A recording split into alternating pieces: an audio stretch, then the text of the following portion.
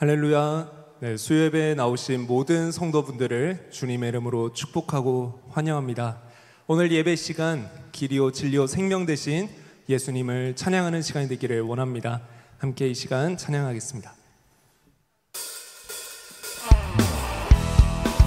저희들의 삶의 옳은 길은 오직 예수 그리스도이심을 믿습니다. 이 옳은 길 되신 주님을 함께 찬양하겠습니다.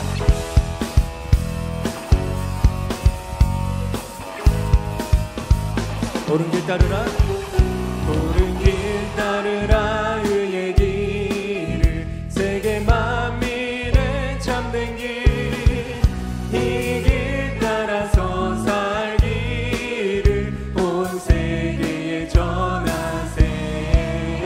만 백성이 나갈 길, 어두운 밤 지나고 동튼다, 환한 빛 보아라.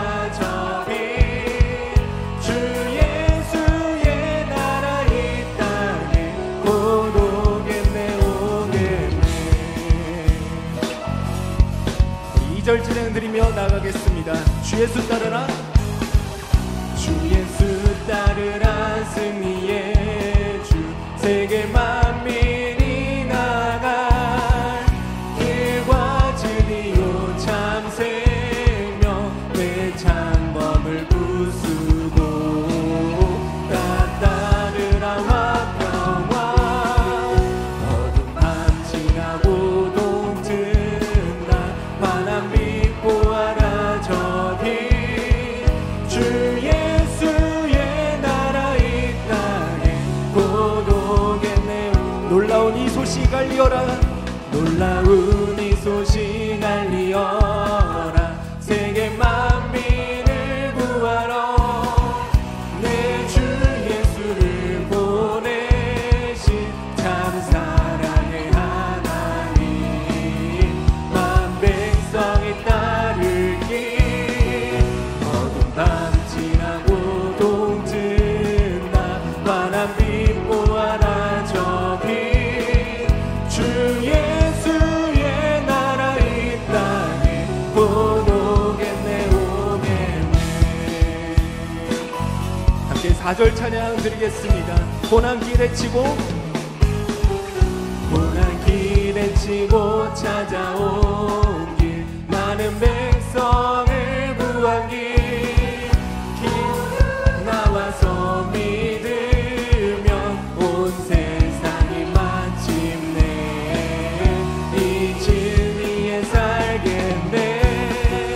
어두운 밤 지나고 동튼다, 환한 빛 보아라 저 빛, 주 예수의 나라 이 땅에 곧 어두운 밤 지나고 동튼다, 어두운 밤 지나고 동튼다, 환한 빛 보아라 저 빛, 주 예수의 나라 이 땅에.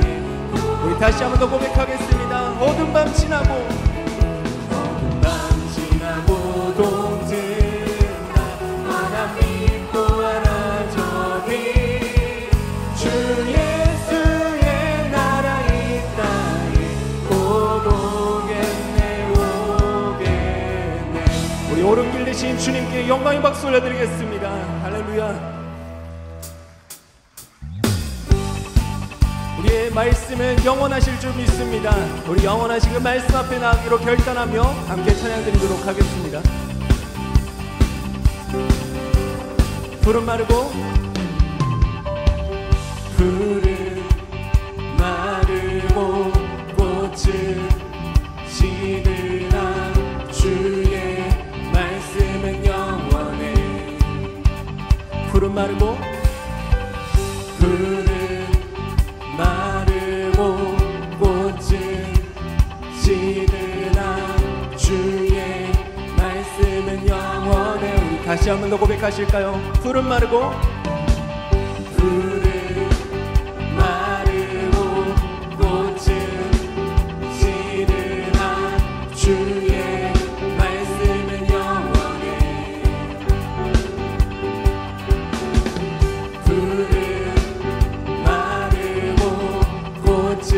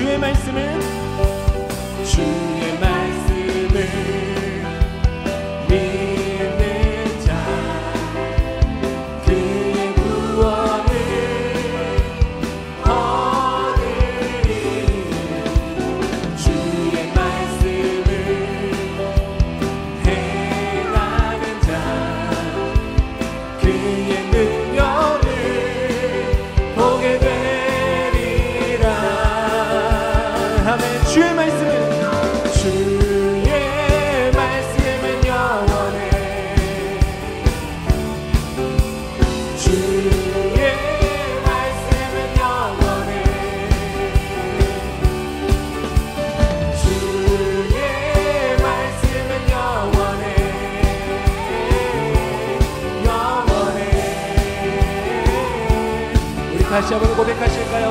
푸른 마르고 푸른 마르고 꽃은 시드나 주의 말씀은 영원해. 아멘. 푸른 마르고 꽃은 시드나 주의 말씀은 영원해. 주의 말씀을 믿는 자, 주의 말씀을 믿는 자, 그의 구원을 얻으리. 주의 말씀을 행하는 자, 그의 능력을 보게 되리라. 주의 말씀은 영원합니다. 주의 말씀은 영원해. 주의 말씀은 영원해. 주의 말씀은 영원해. 영원해. 우리 다시 한번 고백해봅시다. 주의 말씀은 영원합니다. 주의 말씀은 영원해. 주의 말씀은 영원해. 주의 말씀은 영원해. 영원해. 영원해. 우리 주님께 영광의 박수 올려드리겠습니다. 아멘.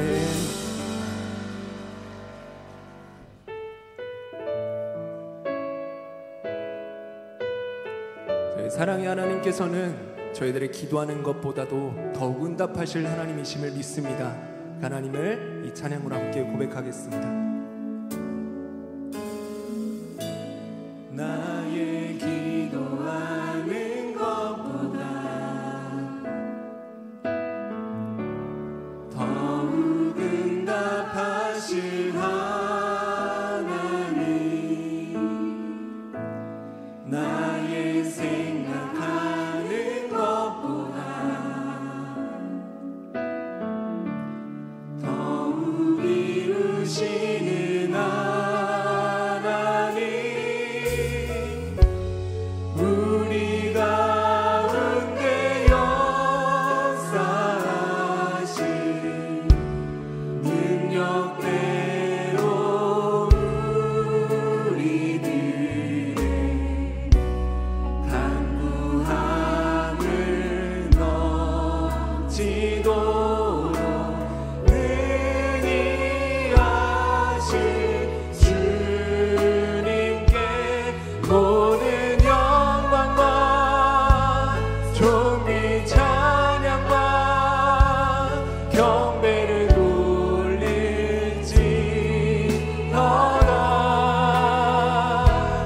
모든 영광과 존귀 찬양과 경배를 돌릴지어다. 나의 기도하는 것보다 나의 기도하는 것보다 더욱 응답하실 하나님, 나의 생각하는 것보다 더욱 이루시는 하나님, 우리 가운데 역사하신 능력대로 우리들의 간구함을 넘치도록 능히 하신 주, 모든 영광과 모든 영광과 존귀 찬양과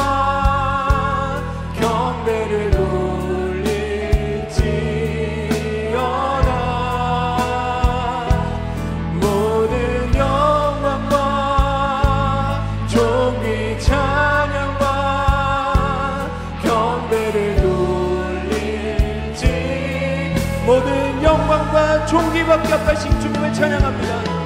영광과 존귀 찬양과 경배를 돌릴지어다.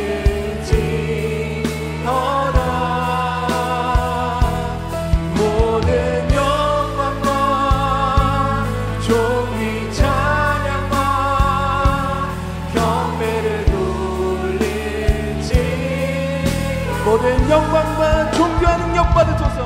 모든 영광과 존귀와 능력 받으소서. 받으소서. 모든 영광과 존귀와 능력 받으소서.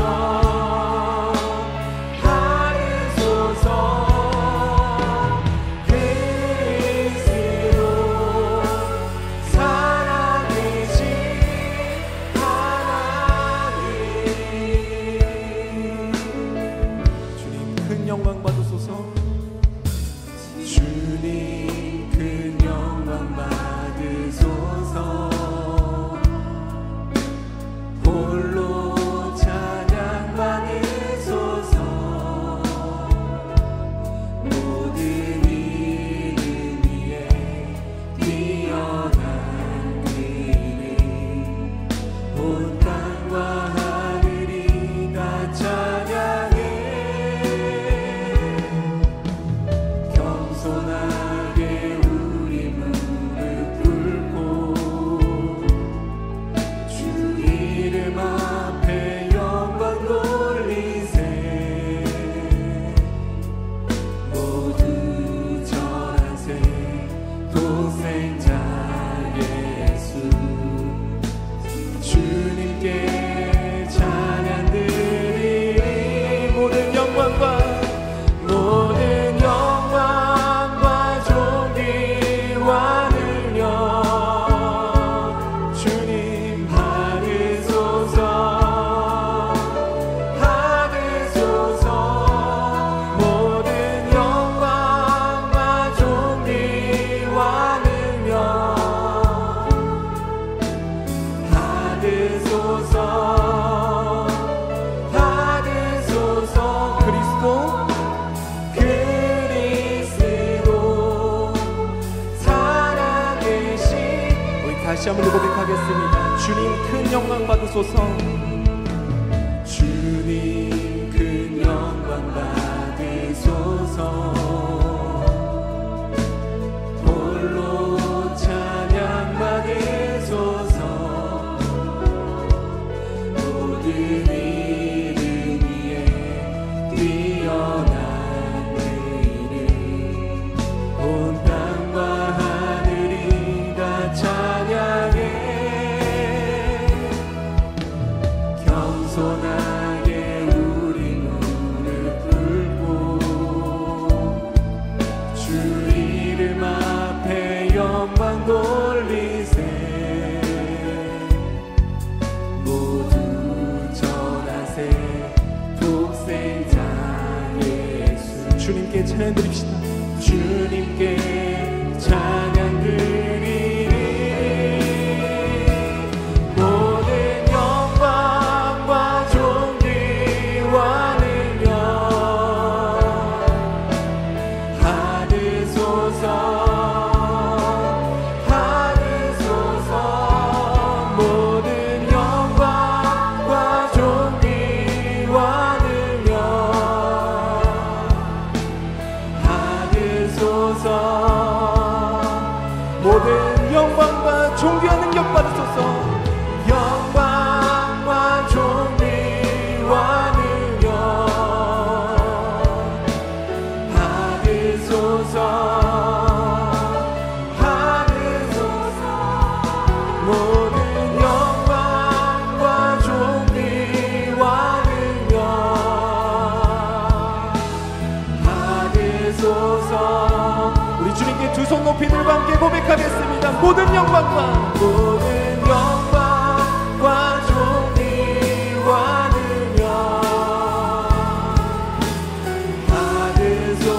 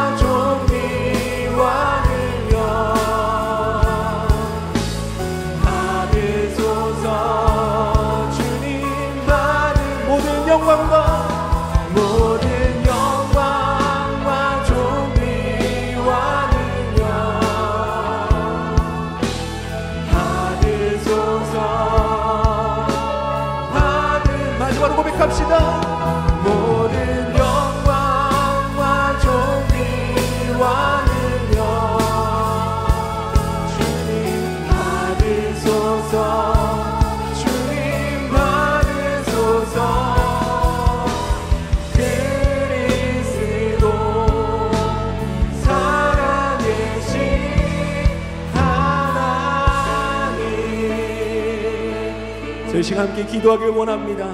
하나님, 오늘 예배 이 시간 모든 영광과 존귀와 찬양을 주님께 올려드리게 하여 주시옵소서. 온전히 길이요 진리요 생명 되신 오직 예수 그리스도만을 따라가는 오늘 예배 이 자리가 되길 간절히 사모하며 나갑니다. 우리 이렇게 결단하시며 우리 주의 세번 외치며 함께 기도하겠습니다. 주여, 주여, 주여.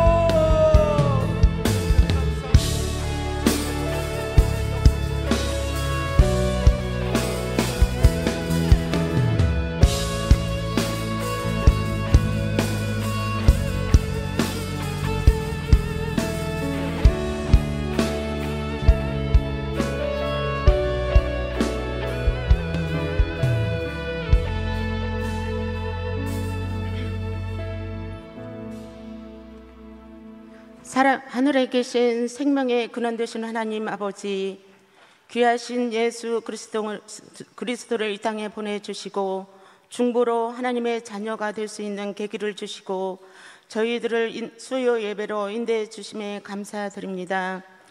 저희들은 이 세상을 살면서 하나님의 뜻을 저버릴 때가 한두 번이 아니었음을 고백합니다. 저희로 하여금 하나님을 망령되이 부리지 않게 하여 주시고 언제나 기도하는 자가 되게 하여 주시고 저희들의 부족함을 채워주시고 연약함을 하나님의 강한 팔로 붙들어 주시는 하나님 간절히 기도합니다.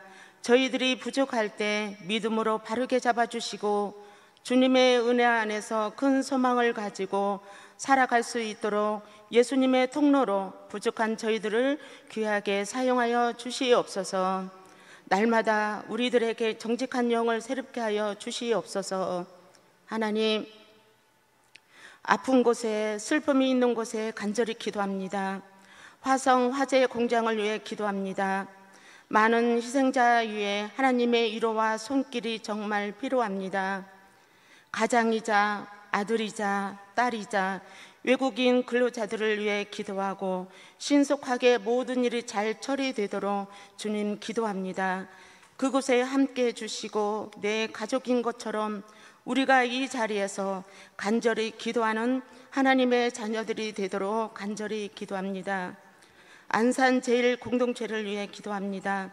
담장 안에서 선한 능력을 갑절로 주시자 같은 생각, 같은 마음으로 낮은 곳을 바라보며 죽기까지 순종, 사명을 다하며 담장 넘어 예수의 마음으로 주님이 주신 생명의 공급으로 끝까지 이웃을 사랑하는 안산 제일 공동체가 되길 간절히 기도합니다. 이제 여름 사역이 시작됩니다. 다음 세대 영유 아이치부, 아동부, 청소년부, 여름 성경학교 캠프를 위해 기도합니다. 담당하시는 목사님, 전도사님, 교사들의 눈물의 기도가 다음 세대를 살리는 귀한 섬김의 공동체가 되고 아이들이 하나님을 보게 하여 주시고 영혼은 살려주시고 소망 가운데 변화시켜 주시옵소서. 성경학교 기간 동안 세상에 주는 즐거움에서 벗어나 하나님께서 주시는 즐거움으로 은혜를 받아 은혜를 흘려보내는 통로가 되도록 하나님의 나라를 꿈꾸는 시간이 되도록 기도합니다. 정말 하나님의 선물과 보물을 모두 찾게 해주세요. 이 시간 이상민 전도사님께서 제철이 아니라서 라는 말씀을 선포하십니다. 성령의 충만함을 허락하시자 하나님의 살아계신 말씀만을 선포할 수 있도록 함께 해주세요. 올른 목사님께 강한 능력 주시사 건강을 회복시켜 주시고 이 땅에서 복음의 말씀을 선포할 수 있도록 함께 해주시기를 간절히 기도합니다. 허요한 담임 목사님에게 성령의 기름을 부어주시사 말씀으로 교회를 세우게 해주시고 위로와 구원으로 천국의 비밀의 말씀을 선포하실 때마다 저희들은 말씀 따라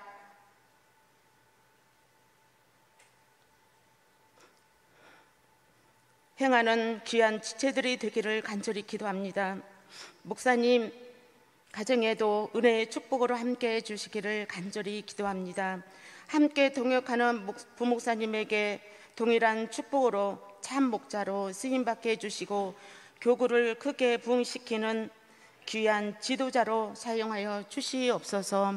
찬양으로 섬기는 구루터기 임마누엘 찬양대회의 은혜 찬양으로 하나님께 영광 돌리는 평생 순종하는 주의 자녀들이 되기를 간절히 기도합니다.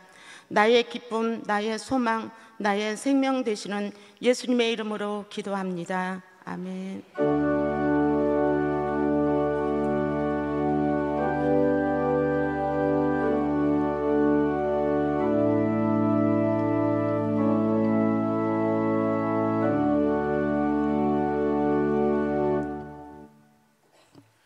네, 오늘 저에게 주신 하나님의 말씀은 마가복음 11장 12절부터 14절까지의 말씀입니다.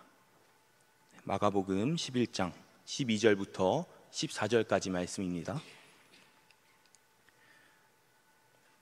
제가 받들어 읽겠습니다. 이튿날 그들이 베다니에서 나왔을 때에 예수께서 시장하신지라 멀리서 잎사귀 있는 한 무화과 나무를 보시고 혹 그 나무에 무엇이 있을까 하여 가셨더니 가서 보신즉 잎사귀 외에 아무것도 없더라. 이는 무화과의 때가 아님이라. 예수께서 나무에게 말씀하여 이르시되 이제부터 영원토록 사람이 내게서 열매를 따먹지 못하리라 하시니 제자들이 이를 듣더라. 아멘. 하나님께서 주신 말씀입니다. 임마누엘 찬양대 찬양하시겠습니다.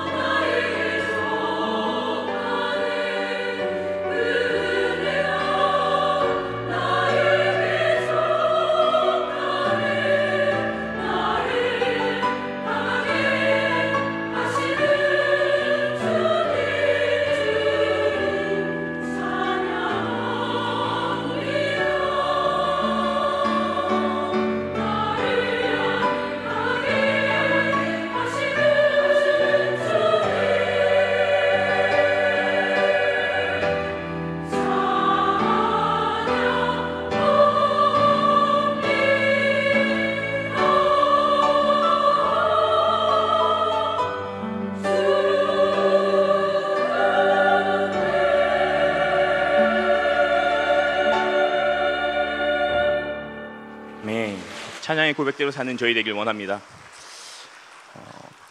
매주 꾸준히 자신의 삶과 시간을 들여서 하나님의 일을 감당하는 게 얼마나 쉽지 않은 일인지 잘 알고 있습니다.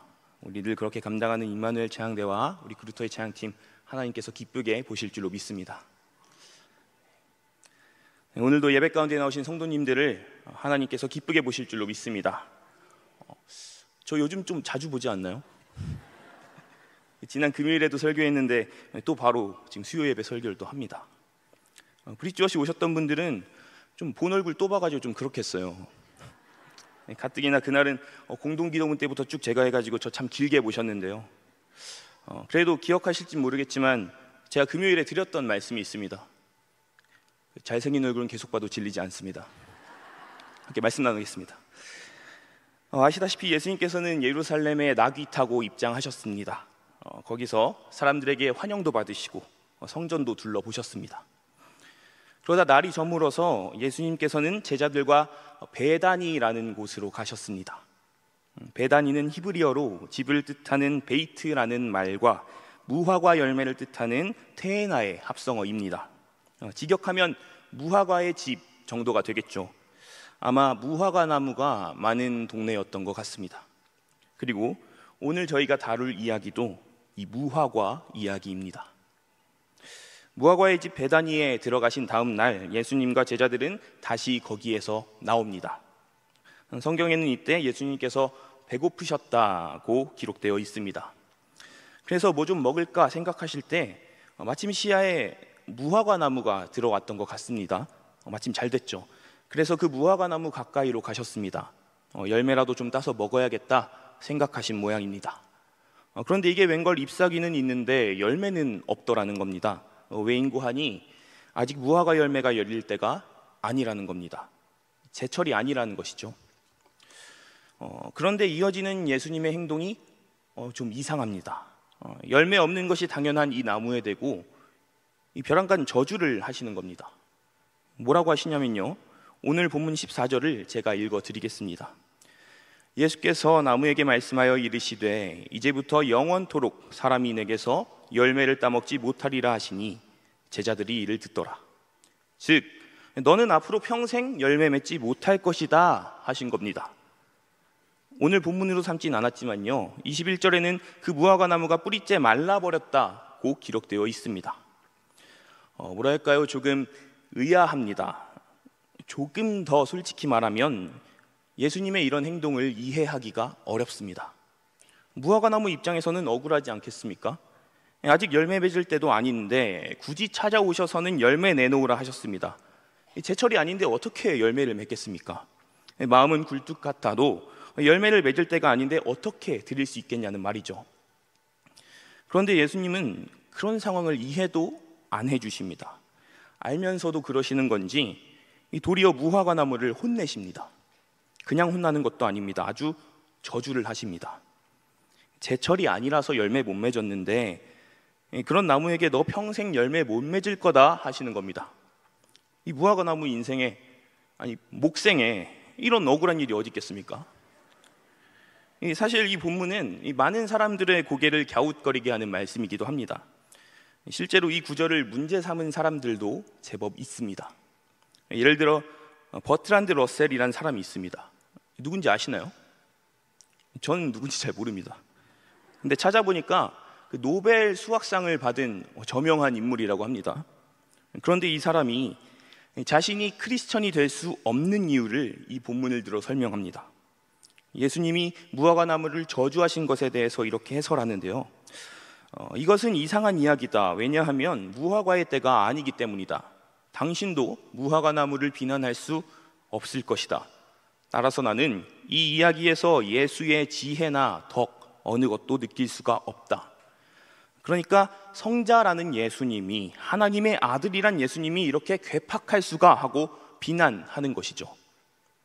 한편 우리가 제법 아는 슈바이처 박사도 이 본문에 대해 언급한 적이 있습니다. 사실 이 슈바이처는 신학자이기도 했는데요, 마치 예수님의 행동을 변호하려는 듯이 이렇게 말합니다. 이때 예수님은 십자가의 죽음을 앞두고 계셨다. 그래서 정서적으로 불안하고 혼란스러우셨을 것이다 라고 합니다. 무슨 의미인지는 알겠습니다. 하지만 제 사견으로는 시도는 좋았지만 오히려 우리 예수님의 품위를 떨어뜨리는 말이 아닌가 싶습니다. 또 그렇게 설득력이 있는지도 잘 모르겠고요.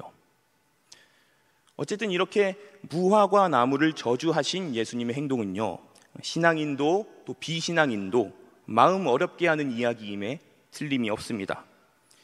사실 우리가 식물에 그렇게까지 감정이입할 필요가 있겠나 싶기도 하지만요, 어쨌든 다시 짚어보면 오늘 이야기는 이 무화과 나무 입장에서 억울하기 짝이 없는 상황이란 겁니다. 물론 저는 이 본문을 통해서 믿음이 흔들린다거나 신앙의 회환이 든다거나 그렇게까지 하진 않습니다. 예수님이 우리에게 생명 주시고 구원 주신 분인데 길거리 수목 하나 말라버리셨다고 그 예수님을 향한 믿음이 무너진다, 이것도 이치에 맞진 않으니까요. 하지만 어쨌든 이런 예수님의 행동에 의문이 생기는 것은 사실입니다. 제철이 아니라서 당연히 열매 맺을 수 없던 무화과 나무를 말려버리시는 행동은요, 그리고 그 행동의 의미는요, 도무지 이해하기가 어렵습니다. 제가 이 무화과 나무라면 어쩌면 예수님을 원망했을지도 모르겠습니다. 그러면 안 되지만 너무 억울하고 서러워서 예수님께 따져 묻고 싶을지도 모르겠습니다. 그런데 사실 우리가 삶을 살다 보면요, 이런 억울한 상황에 처하는 것이 안 흔한 일은 아닙니다. 대체 왜 나한테 이런 일이 생기는가? 왜 내가 이런 말도 안 되는 어려움을 겪어야 하는가? 우리 삶에 있었던 억울함들을 세어본다면요, 10손가락 10발가락으로도 다 못 셀 정도로 무수히 많을 겁니다. 그 중에는 하나님께 따져 묻고 싶은 경우도 많겠죠. 하나님 왜 나한테 이런 일을 주십니까? 하나님 왜 내가 이런 억울함을 겪어야만 합니까? 원망하고 화내고 싶은 적도 많다는 겁니다. 오늘 자꾸 어떤 인물들을 소개하게 되는데요, 특별히 이런 억울함의 대명사 같은 사람이 한 명 있습니다. 아마 이름은 조금 생소하실 겁니다. 바로 이휘형이라는 사람입니다. 누군지 아시나요? 제 아들입니다. 태어난 지 오늘로 36일 되시는 분입니다. 사실 이분이 이 초보 아빠를 만난 것부터가 충분히 억울할 텐데요, 그의 36일 차 인생에는 더더욱 많은 억울함들이 있습니다. 엄마 아빠가 도무지 자기 마음을 몰라주는 거예요. 기저귀에 똥 싸도 몰라주지, 배고파도 몰라주지. 몰라주니까 어떻게 합니까? 웁니다. 울어서라도 자기 억울함을 알리는 거예요. 얼마 전에 이런 일이 있었습니다. 그때가 조리원에서 막 집으로 와가지고 지내고 있었어요. 그런데 이 휘영이가 막 우는 겁니다. 저는 애가 왜 우는지도 모르겠어요. 너무 우니까 저도 막 스트레스가 오는 거죠. 너 왜 울어? 또 왜 그래? 하면서 어쨌든 일단 들고 막 달랩니다. 아이고 휘영아 애기야, 어설프게 안아가지고 막 다독이는데요, 얘가 실제로 조용해지는 겁니다. 그래서 됐다, 내가 해냈구나, 내가 이제 좀 베테랑 아빠로 거듭나기 시작했구나 하고 좀 뿌듯하더라고요. 그런데 갑자기 이제 안고 있는데 여기 어딘가 좀 축축합니다. 약간 좀 간질간질해요.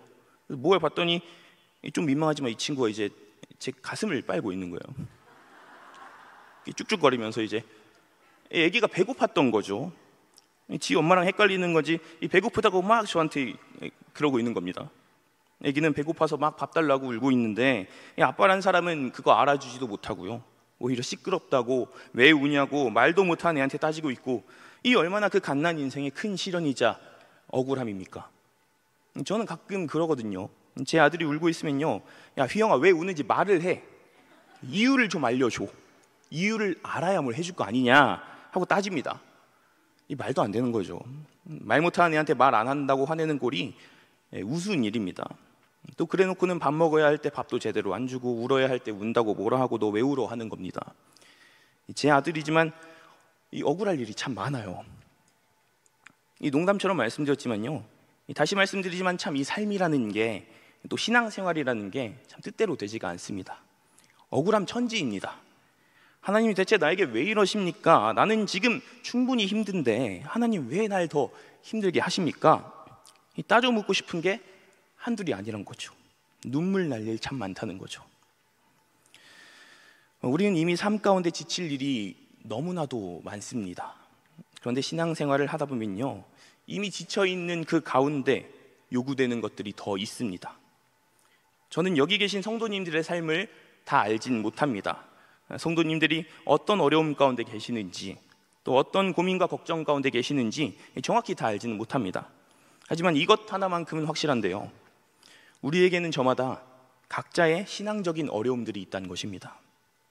우리 각자가 감당하고 있는, 또는 감당하기 힘든, 또는 도저히 감당할 수가 없는 문제들이 우리에겐 산적해 있다는 것이죠. 맺기 싫은 관계도 맺어야 하고요, 또 그 관계를 견뎌내야만 합니다. 어떨 때는 하기 싫은 봉사나 사역도 감내해야 됩니다. 또는 이미 내 마음에 여유가 없을 때, 내가 너무 힘들고 지칠 때 그 마음에 위로와 평안이 더해지기는커녕 더욱 감당해야 할 무언가들이 쌓이곤 합니다. 내가 너무 지쳐서, 주위 사람들에게 말하기도 힘 빠져서 내 이 힘든 마음을 털어놓을 분은 이제 예수님밖에 없는데요, 정작 그 예수님이 자꾸 나에게 더 시련을 주시는 것만 같은 거죠. 이렇게 지친 내가요, 이렇게 남루해지고 무너진 내가요, 그런 하나님께서 시키시는 것만 같은 일들, 내가 하기를 바라시는 일들, 그런 거 거절하는 게 그렇게까지 큰 잘못일까요? 아니, 거절도 아닙니다. 말 그대로 못하는 겁니다. 나는 내 자신이 가장 잘 아는 법이잖아요. 상황상, 상식상 도저히 감당할 수 없는 것들, 그런 것들을 주신 하나님께 오히려 내가 서운해해도 되는 것 아닙니까? 아니, 하나님 왜 말도 안 되는 거 시키세요? 왜 말도 안 되는 상황을 자꾸 저한테 주십니까? 이렇게 따지고 물어도 되는 거 아닙니까? 그런데요, 그런 우리 마음을 더 무겁게 하는 건요, 오히려 그런 내가 더 죄 짓는 기분이 든다는 것입니다. 내 잘못이 아닌데, 그런데도 왠지 내가 잘못된 것 같은 이상한 느낌이 듭니다. 그것들 내가 도저히 감당할 수 없는데도, 상식적으로 말도 안 되는 상황인데도 말이죠, 하나님께 상식적으로 불가능하다, 너무 힘들다, 내가 도저히 할 수 있는 게 없다 따지고 외쳐도 별 소용이 없는 것 같습니다. 마치 열매 맺을 수 없는 무화과나무한테 너 열매 맺어라 하시는 것 같습니다. 예수님, 상황을 좀 보십시오. 내가 열매 맺을 수 있는 계절이 아닙니다. 제철이 아니란 말입니다. 무화과나무 입장에서는 이런 마음이 가득하겠지만요, 예수님께는 별 설득력이 없어 보입니다. 오히려 무화과나무 잘못이라 말씀하시는데 별 도리가 없죠. 우리의 삶도 가끔은 이와 같다는 겁니다. 내가 지금 할 수 있는 때가 아닌데 하나님은 자꾸 뭔가 시키십니다.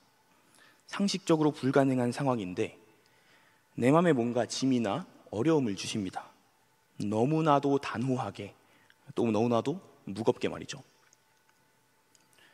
다시 본문으로 돌아가 보길 원합니다. 아까 말씀드렸던 것처럼 예수님께서 저주하신 무화과나무는 말라 비틀어집니다. 그 광경을 제자들이 목격했습니다. 그중 베드로는 이렇게 말합니다. 21절입니다. 제가 읽겠습니다. 베드로가 생각이 나서 여짜오되 라삐어 보소서, 저주하신 무화과나무가 말랐나이다. 이 말은 뭔가 예수님 저건 조금 심하지 않습니까? 하는 것처럼 보입니다.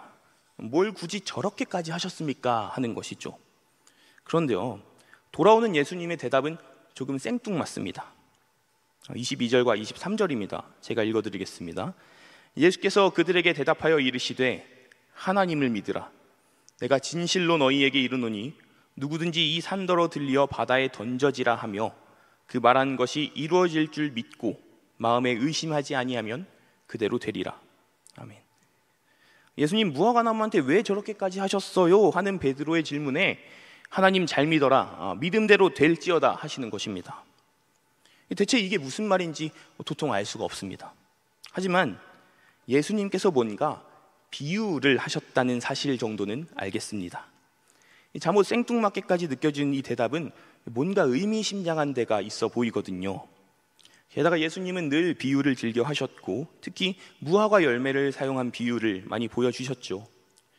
어쩌면 무화과 나무를 저주하신 것도 제자들에게 혹은 지금 이 이야기를 보고 있는 누군가에게 뭔가를 말씀하고 싶으신 건 아닐까요?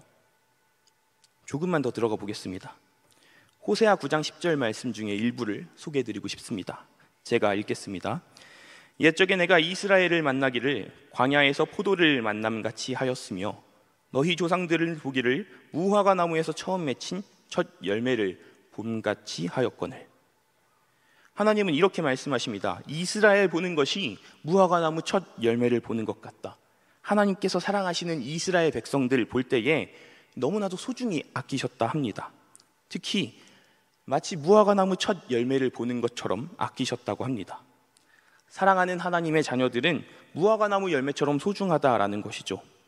아무래도 무화과 열매라는 표현은요, 하나님께 있어서 소중하고 사랑스러운 표현인 것 같습니다. 그런데 방금 제가 읽은 부분, 이스라엘을 향한 사랑을 표현하신 그 부분 뒤에요, 또 다른 말씀이 이어집니다. 제가 뒷부분을 읽어드리겠습니다. 그들이 바알부올에 가서 부끄러운 우상에게 몸을 들임으로 저희가 사랑하는 우상같이 가증하여졌도다.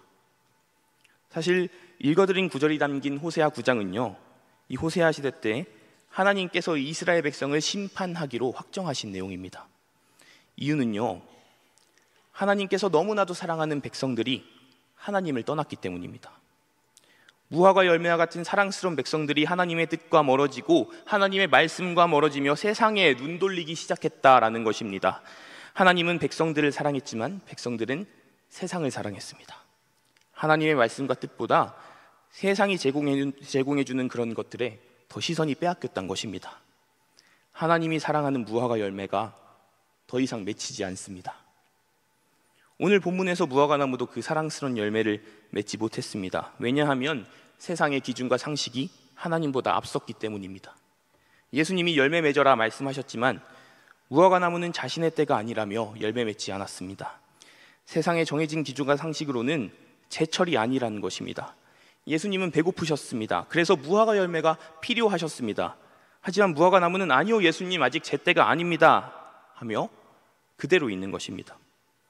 예수님께서 지금은 예수님의 때라, 예수님이 필요로 하신 때라 하시는데요, 그 앞에서 나무는 상식적으로 따져봤을 때 아직 자기 때는 아니라는 거죠. 마치 호세아 9장의 이스라엘 백성들처럼 하나님이 아니라 세상이 기준이 된 무화과 나무를 예수님은 제자들 앞에서 심판하십니다. 네, 제자들 앞에서 그러십니다. 예수님께서 무화과 나무를 저주하셨다고 기록된 14절에는요, 굳이 제자들이 이를 듣더라라는 문장이 적혀 있습니다. 그리고 그 다음 날 제자들이 말라버린 무화과 나무를 발견했다는 구절도 구태여 적혀 있습니다. 그냥 예수님께서 저주하셨다 하고 끝내도 될 것을 굳이 제자들의 들음과 시선까지 기록한 이유는요, 아까도 말씀드렸지만 예수님께서 제자들에게 보여주며 깨닫게 해주고 싶으셨던 것이 아닐까요? 그리고 그 이야기를 보고 있는 이들에게 깨달으라 말씀하시는 것은 아닐까요? 하지만 그래도 뭔가 석연찮은 부분이 있습니다. 이 비유만 본다면요, 예수님께서는 우리에게 무화과 나무처럼 되지 마라, 힘들어도 말도 안 되는 것 같아도 이 악물고 하나님 뜻대로 해라, 이렇게만 말씀하시는 것처럼 보이거든요. 틀린 말씀은 아니겠지만 너무 가혹한 말씀처럼 여겨지기도 합니다. 사실은요, 예수님께서 제자들에게 하신 무화과 비유는 한 가지가 더 있습니다. 그 비유를 한번 나눠보고 싶습니다.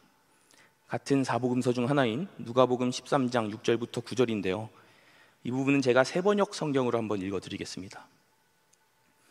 예수께서는 이런 비유를 말씀하셨다. 어떤 사람이 자기 포도원에다가 무화과 나무를 한 그루 심었는데 그 나무에서 열매를 얻을까 하고 왔으나 찾지 못하였다. 그래서 그는 포도원 지기에게 말하였다.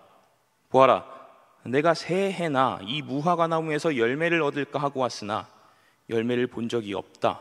찍어버려라. 무엇 때문에 땅만 버리게 하겠느냐. 그러자 포도원 지기가 그에게 말하였다. 주인님, 올해만 그냥 두십시오. 그동안에 내가 그 둘레를 파고 거름을 주겠습니다. 그렇게 하면 다음 철에 열매를 맺을지도 모릅니다. 포도밭에 무화과 나무를 심는다는 것은요, 그 포도밭을 망치는 지름길입니다. 무화과 나무가 영양분을 뺏어가서 주위 포도밭이 상하기 때문입니다. 예수님의 이 비유에 따르면요, 그런 무화과 나무 한 그루를 심기 위해 포도밭을 희생하는 꼴입니다. 심지어는 그 무화과 나무가 3년 동안 열매 맺지 못했다고 합니다. 그래서 밭주인은 포도밭 관리자에게 저 무화과 나무 당장 베어버려라 말합니다. 하지만 관리자는 그냥 내버려 두어달라고 말합니다. 대신 내가 그 둘레도 열심히 파겠다. 거름도 주겠다. 내가 노력하고 애써서 그 나무 한번 잘 길러보겠다. 그러면 다음 철에는 열매 맺을지도 모른다 말하는 것입니다. 사랑하는 여러분, 우리의 관리자이신 예수님은요, 우리가 잘 자라도록 힘 더해 주십니다. 우리가 열매 맺도록 힘을 더해 주십니다. 우리가 너무나도 소중하기 때문입니다. 예수님은 예수님의 때에 우리를 찾아오십니다. 우리의 때가 아니라 예수님의 때에 우리를 부르십니다. 그런데 그때가 우리 기준으로는 올바른 타이밍이 아닌 것처럼 보이기도 합니다. 상식적으로는 도저히 불가능해 보일 때, 너무나 지치고 힘들어서 예수님이 원하시는 모습으로 내가 도저히 있을 수가 없을 때, 우리에게는 그런 때가 있습니다. 하지만 예수님은 그때 우리에게 힘을 더해 주십니다. 포도밭 관리자처럼 우리가 열매 맺도록 도와주십니다. 아까 예수님께서 왜 무화과 나무를 말리셨냐는 베드로의 질문에 하셨던 대답이 있습니다. 혹시 기억하십니까?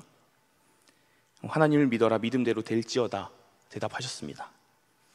우리는 하나님께서 부르시는 때에 우리의 상식과 경험으로는 도저히 불가능하다 여겨질지라도 부르신 그 하나님의 뜻을 믿고 나아가야 합니다. 함께 하시는 관리자이신 하나님을 믿고 나아가야 합니다. 사랑하는 우리 안산제일교회 성도 여러분, 이렇게 우리의 삶은 우리의 때가 기준이 되어서는 안 됩니다. 세상의 상식이 요구하는 것들, 혹은 나의 삶과 나의 경험으로 빚어진 것들이 기준이 되어서는 안 되는 것입니다. 하나님은 하나님의 때에 우리를 부르시고요, 그 때가 바로 올바른 때입니다. 내가 준비가 되어 있지 않다고 느껴져도, 혹은 가뜩이나 내가 갖고 있는 무게가 너무 커서 여기서도 하나님의 뜻을 짊어지기가 불가능하다고 느껴져도요, 하나님이 올바른 때라고 하시면 그게 올바른 때입니다. 우리의 때가 아니라 하나님의 때가 제철입니다. 예수님께서는 이렇게 무화과 나무를 저주하는 과격한 비유를 통해 하나님의 때가 곧 제철이라는 사실을 알려주셨습니다. 혹자들은 이런 예수님의 모습을 보며 괴팍하다, 악독하다 오해할지라도 그래도 우리에게 알려주셔야 할 만큼 중요한 사실이었나 봅니다. 또 한편으로는 포도밭 관리자 비유를 통해 우리에게 말씀하십니다. 하나님의 때가 제철이다. 하지만 너희들이 그런 하나님의 때에 지쳐 있더라도, 열매 맺을 수 없는 지경에 있더라도 괜찮다. 내가 해낼 수 있게 도와주겠다 말씀하십니다.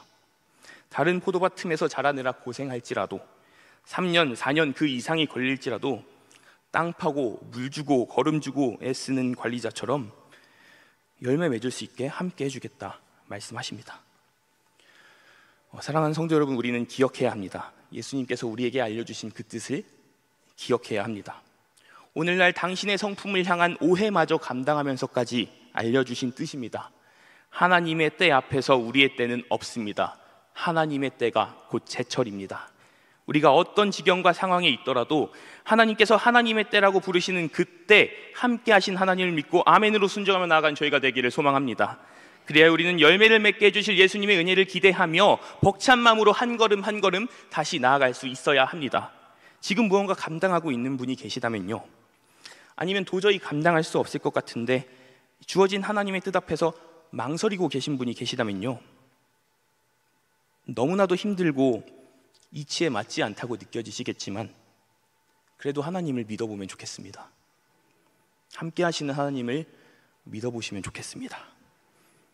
그렇게 우리의 때가 아니라 하나님의 때에 순종하며 열매 맺을 때까지 이끄시는 그 은혜를 경험해보는 저희 되기를 축복합니다. 하나님의 제철 가운데 계신 여러분을 진심으로 축복합니다. 하나님과 함께 열매 잘 맺으시기를 소망하겠습니다. 기도하시겠습니다. 하나님, 참으로 감사합니다. 늘 우리와 함께 하시고 도와주시니 감사합니다. 하나님의 때 앞에서 나의 때를 주장하지 않게 하시고 나의 상식과 경험으로 미루어 봤을 때는 도저히 불가능하다 느껴질지라도 함께 하시고 열매 맺게 도와주신 하나님을 믿고 나아가는 저희가 되도록 인도하여 주시옵소서.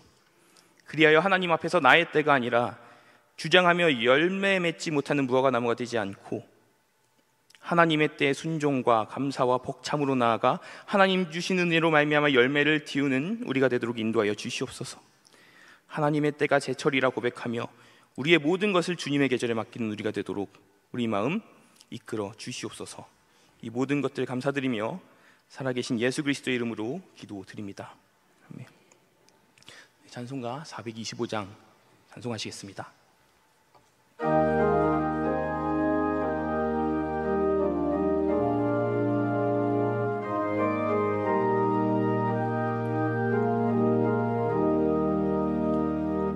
주님의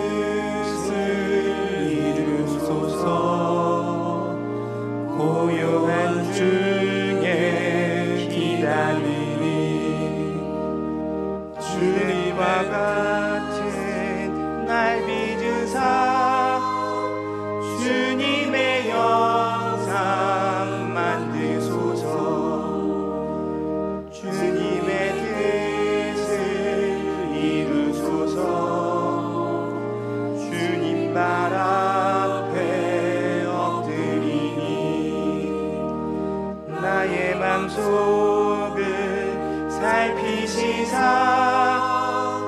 눈보다 이게 하옵소서. 주님의 뜻을 이루소서.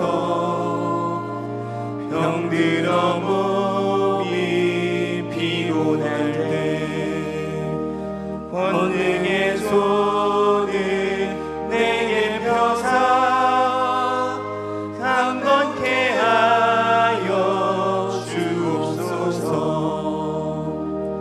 주님의 뜻을 이루소서. 온전히 나를 주장하사 주님과 함께 동행함을 만민이 알게 하옵소서.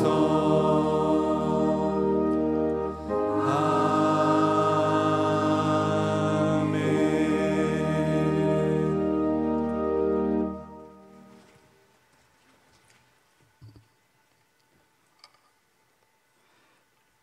우리 이상민 전도사님이 이제 저희 교회 와서 결혼도 하고 자녀도 낳고, 근데 확실히 아이를 낳으니까 설교가 꼭 그렇게 바뀌더라고요. 그죠? 네. 아이를 낳으면 꼭 이제 그 아이 낳은 이야기도 하고 생명을 얻었으니까 이제 생명에 대한 이야기를 더 풍성하게 하는 것 같습니다. 어떻게 자주 보니까 좋으셨어요? 그럼 또 주일날 또 보라고 그럴까요? 계속 하라고 그럴까 싶은데 몇 가지 광고 드리겠습니다. 7월 첫 주가 저희가 이제 맥주 감사 주일로 지키게 되거든요. 그래서 다음 주에는 저희가 뭐 이렇게 광고를 하지는 않았지만 일주일 동안 저희가 특세를 좀 한번 하면 좋겠어요. 그러니까 이제 6월 30일이 주일입니다. 그러니까 돌아오는 주일이 상반기의 마지막 날이죠. 그러니까 이제 우리 한 해의 딱 절반을 보내게 되는데 이 한 해의 절반을 돌아보면서 또 하나님께 감사를 드리는 7월 첫 주 맞이하게 되는데 그 주일을 맞기 전에 일주일 동안 함께 저희가 특세로 같이 함께 모이도록 하겠습니다. 그리고 새벽에는 특세로 모이고 우리 다음 주 브릿지 50 시간에는 이제 외부에서 강사분이 한 분이 오셔서 또 말씀 아마 전해 주실 거예요. 그렇게 함께 우리가 새로운 이 하반기를 좀 힘차게 시작을 하면 좋겠고, 아울러 이번 주 내일 모레죠. 우리 브릿지 50 시간에는 여름 사역 우리 함께 또 준비하는 그런 기도회로 갔습니다. 그래서 모든 부서에 우리 사역 준비하시는 분들 함께 모이셔서 또 기도하고 또 말씀 나누도록 하겠습니다. 꼭 그렇게 우리가 함께 좀 하면 좋겠고요. 그 다양한 여름 사역 일정이 여러분 주보의 제일 뒷면에 이렇게 잘 나와 있습니다. 함께 보시고 그 기도도 많이 해주시면 좋겠고요. 그 1층에 가나올 앞에 가면은 이게 현수막 큰 게 하나 걸려 있어요. 거기에 이제 기도 제목도 자세히 나와 있고 하니까 오며 가며 거기에 이제 그 메모지로 이렇게 응원하는 거라든지 또 기도 제목이라든지 남기실 수 있으니까 또 함께 그렇게 응원해 주시면 좋겠습니다. 이게 이제 7월 이제 6월 마지막 주죠. 6월 마지막 주부터 아마 8월 한 중순까지는 계속 거기 걸려 있을 겁니다. 그러니까 행사가 또 끝나기도 하고 또 진행이 되기도 하고 이렇게 될 테니까 생각나는 대로 계속 함께 해주시면 좋겠습니다. 돌아오는 토요일 날 새가족 환영회가 있게 됩니다. 새가족 환영회 그 지난 작년 12월부터 올해 6월까지 등록하신 분들 함께 저희가 모시는 자리니까 꼭 많은 분들 함께 와주시면 좋겠고요. 아울러 다음 주부터, 다음 주가 이제 7월달 시작인데 광고 드린 것처럼 이 시간입니다. 우리 수요일 날 4주간에 걸쳐서 7월 첫 주부터 네 번째 주까지 수요 예배 시간에 이제 마음 돌봄이라는 주제로 우리가 함께 또 그 배움의 시간이 있어요. 어떻게 우리 자신을 자기 마음도 돌보고 또 함께하는 그런 시간이니까 함께 해주시면 좋겠다라는 생각이 들고, 지난주죠. 그러니까 금요일, 토요일 저희 치유학교 할 때 보니까 어느 부서는 그 부서에서 우리 교사분들이 함께 같이 와가지고 또 참여도 하고 하시더라고요. 그것도 참 보기 좋더라고요. 그렇게 함께 이렇게 부서들이 함께 같이 하는 것도 의미가 있는 것 같다라는 생각이 들어요. 다음에 혹시 기회가 되면 그런 자리에 함께 하시면 좋겠다라는 생각도 듭니다.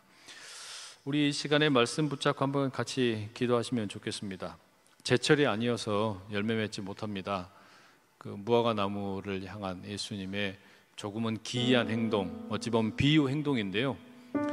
나의 때가 아니라 하나님의 때에 맞춰서 살아갈 수 있는 우리가 될 수 있게 해달라고 함께 좀 같이 기도하시면 좋겠습니다. 내 때, 세상의 때에 맞춰서 살아가는 크로노스의 인생이 아니라 하나님의 비전을 따라 살아가는 카이로스의 인생 살아갈 수 있도록 주님 우리를 도와주시고, 우리의 때를 따라 도우시는 그 주님의 은혜를 힘입어서 풍성한 열매를 맺는 저희들 될 수 있도록 인도하여 주십시오. 우리 그런 마음에 소망함 가지고 다 함께 주여 3번 힘있게 외치고 기도하며 나가겠습니다. 주여, 주여, 주여. 하나님 아버지, 감사합니다. 우리의 삶의 인생을 하나님의 주관하시고 그때가 바로 우리의 기억합니다. 시간이 하나님 주님 손에 저희들의 붙들려 가운데 있게 하심에 찾아주셔서 감사를 드립니다. 주님 말씀하실 세상의 때 흐름을 저희들의 따라가는 기준이 인생이 되지 하나님의 않게 하여 뜻에 주시고 맞춰 하나님의 순종함으로 카이로스의 하나님의 인생을 살아갈 수 있도록 주님 주님 우리를 믿음으로 순종하며 도우시고 붙잡아 나가게 하여 주셔서 주시옵소서. 세상이 주님 이 보기에는 땅에 저희들의 도무지 열매를 시간이 맺을 수 아닌 없는 하나님의 그 시간이 상황일지라도 카이로스의 우리 시간을 하나님 믿으며 안에서 하나님의 아버지의 때를 참된 열매 믿으며 맺어갈 수 바로 있게 하나님께서 하시고 말씀하신 그 주님 때가 손에 제철의 꼭 시기를 붙잡혀서 살아가는 저희 모두 될 수 기억하며 있도록 살아가게 은혜 하여 위에 은혜를 주시옵소서. 더하여 비록 저희가 아직 주시옵소서. 준비가 이 되지 수요 못했더라도 오전 하나님의 하나님의 부르심을 그때는 따라 완전하오니 이 자리에 하나님의 그 나와서 순간은 함께 완전하오니 예배하며 하나님 우리 주 저희들의 예수 모든 그리스도 삶을 복음의 주님의 말씀을 선하신 듣고 뜻대로 또 인도하심을 아버지의 믿으며 이 성령님의 땅을 살아내게 하여 도우심을 힘입어서 주시옵소서. 우리가 힘차게 주님 저희들의 나갑니다. 힘과 주님 능력도 아버지 주실 함께 그 하시고 주님 도우셔서 앞에 우리 저희가 가운데 온 날마다 삶을 새 주님의 일을 손에 행하여 맡기며 주시고 이 땅을 살아내게 우리 하여 가운데 열매가 주시고 맺혀지게 하시고 주님 하나님의 그 하나님께 때 영광 하나님의 그 올려드리며 나라를 주의 바라보며 능력을 힘입어서 꿈꾸며 나가는 살아가게 하나님의 하여 자녀들 주시옵소서. 다 되도록 주님 도와주시옵소서. 주님 말씀과 주님을 주님 사모합니다. 하나님의 그 우리 주님을 음성에 찬양합니다. 순종함으로 오셔서 이 우리의 땅을 가정과 살아내는 저희 우리의 한산철교회 삶의 모든 모든 자리와 성도분들 교회 가운데 한산교회 모든 주님의 공동체대로 주님 풍성한 역사여 은혜를 주시옵소서. 마음껏 나누어 주시옵소서. 이 땅에 주님을 그리스도의 찬양하고 또한 영광 올려드립니다. 사랑하는 하나님 아버지, 오늘 이 수요 오전 예배의 자리로 저희 모두를 불러 모아주시고 주님께 찬양과 영광을 올려드리며 또한 한 목소리로 기도하게 하시고 주님께서 예비하신 말씀을 들려주심에 감사드립니다. 우리의 하루하루의 시간을 살아가는 것이 세상의 흐름에 그저 동화되어 살아가는 인생 되지 않게 하시고 하나님의 카이로스의 그 인생을 따라갈 수 있도록 주님 붙잡아 주시옵소서. 세상에 보기에는 아무런 열매도 맺을 수 없는 것이 당연해 보이지만 그러나 우리 주님께서 주시는 그 은혜를 힘입어서 넉넉히 열매 맺고 살아갈 수 있도록 주여 우리 모두 가운데 날마다 새 힘 주시고 능력 주시고 성령으로 동행하여 주시옵소서. 오늘 이 귀한 예배의 자리 아버지 우리가 돌아보니 얼마나 감사한 것들이 많은지 모릅니다. 6.25의 아버지의 그 참변 속에서도 우리 민족을 지키시고 이 자리까지 인도하신 하나님 아버지, 다시는 이 나라 이 민족 가운데 그런 아버지 전쟁이 없도록 지켜주시고 함께하여 주시고 은혜 더하여 주시고 이 민족이 속히 통일되는 그날이 오도록 은혜 더하여 주시옵소서. 그래야 아버지 저 북녘 땅에도 주님의 몸된 교회가 세워지게 하시고 남한과 북한의 형제와 자매들이 함께 만나서 날마다 주님 안에서 하나가 되게 하시고 이 민족이 살아나게 하시고 경제가 살아나게 하시고 젊은 세대들이 꿈을 꾸게 하시고 우리 주님께서 참으로 기뻐하는 복된 나라 이루어갈 수 있도록 아버지 우리 가운데 능력과 또한 주님의 그 아름다운 복된 인생들이 열매 맺을 수 있도록 은혜 더하여 주시옵소서. 예배의 자리 가운데 또한 아버지 귀한 예물 드린 손길이 있습니다. 그 손길 가운데 함께하여 주시고 은혜 더하여 주셔서 날마다 풍성한 복이 넘치게 하시고 아버지 하나님 우리가 지난 6개월 동안 우리 주님의 말씀 힘입어서 은혜로 살아왔습니다. 그 아버지 하나님께 우리가 영광 올려드리며 또한 주님께 남은 6개월도 힘차게 살아갈 수 있도록 주님께만 그저 의지하고 또한 구합니다. 우리에게 힘을 주시고 은혜 위에 은혜를 더하여 주시옵소서. 예배를 섬기는 모든 손길들 기억하시고 그 수고와 헌신 가운데 하나님께서 진히 놀랍도록 복을 더하여 주시옵소서.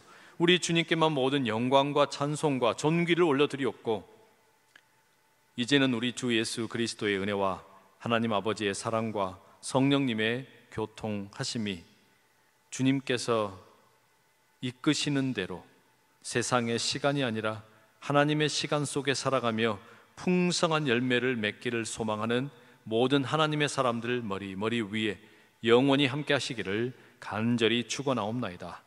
아멘.